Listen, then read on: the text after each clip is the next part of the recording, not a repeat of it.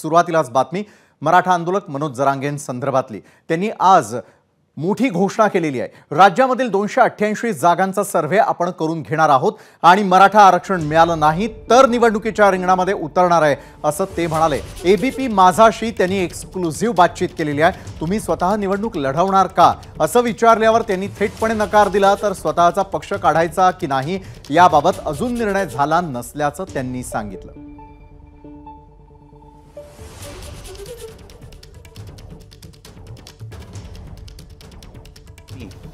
गप बसणार नाही। मी पूर्ण महाराष्ट्रातल्या 288 मतदारसंघात चाचपणी करणार आहे।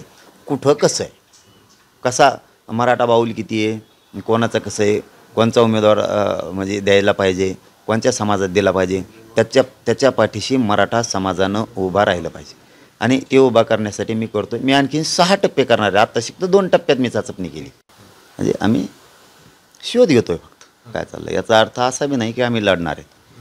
हे मात्र हे सुरू आहे खरं की पहिले 24 केलेत, मला वाटतं आता 43 काहीतरी आम्ही करतोय। तर जवळपास 123 किंवा 127च्या आसपास आम्ही बघण्याचा अंदाज आमचा आहे। स्वतः मनोज जरांगे निवडणुकीत पाहायला मिळतील? नाही, कधीच नाही। राजकारण आपल्याला नाद नाही, राजकारण करणार नाही। माझ्या समाजाला सुद्धा मला राजकारणात ढकलायचं नाही।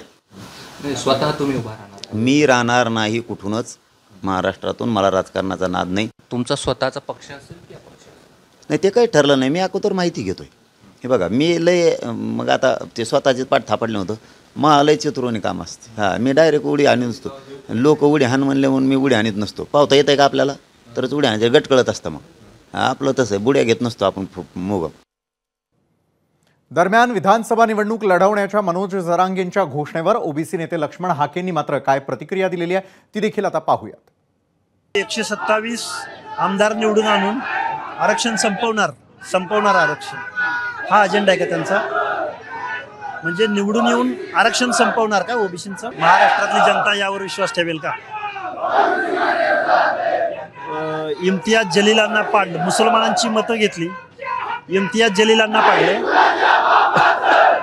दलितांची मतं घेतली, बाळासाहेब आंबेडकर आनंदराज आंबेडकरांना पाडलं। म्हणजे अशांतता निर्माण तुम्हीच करणार आणि शांतता रॅली तुम्हीच करणार।